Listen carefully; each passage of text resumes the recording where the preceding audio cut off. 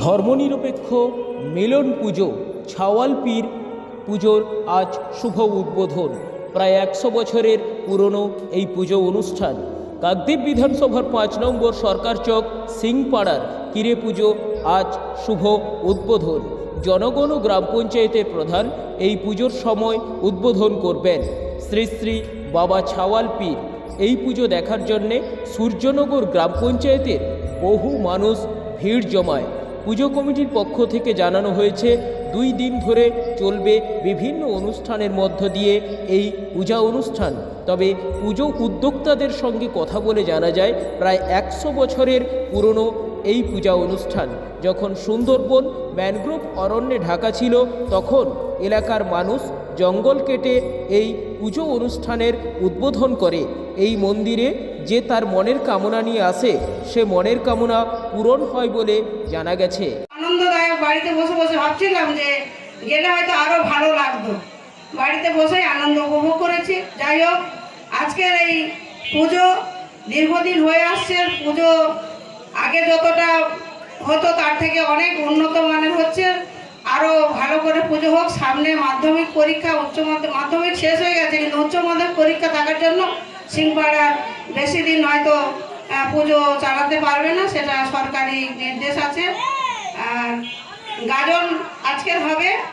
সূর্যনগর গ্রাম পঞ্চায়েতের মধ্যস্থিত সরকার চক সিংপাড়া যে ছাওয়াল পীরের পূজা আজকের প্রায় 200 বছর অতিক্রান্ত হতে চলেছে।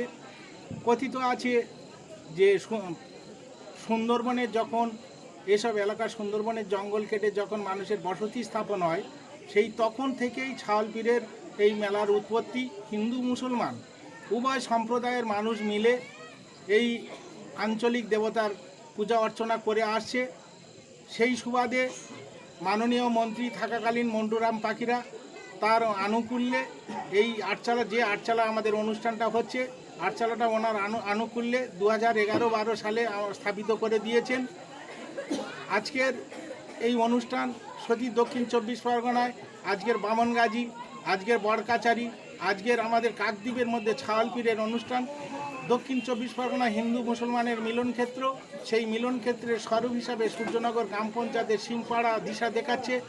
আশা করব আগামী দিনে এই ছাওয়াল পীরের পূজা আরও বড় আকারে হবে।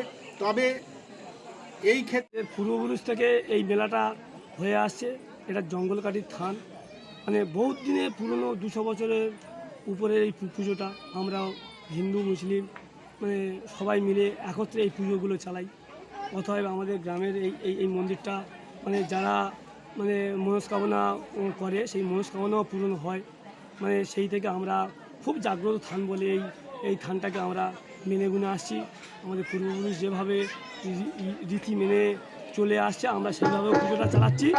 অতএব এই যে উচ্চ মাধ্যমিক পরীক্ষার জন্যে যে আমাদের যে এই মেলাটা ছোট করে আমরা মানে থানায় থেকে পারমিশন বা রীতিগত মেনে নিয়মকানুন মেনে আমরা এই মেলাটা চালাচ্ছি। আপনার নাম?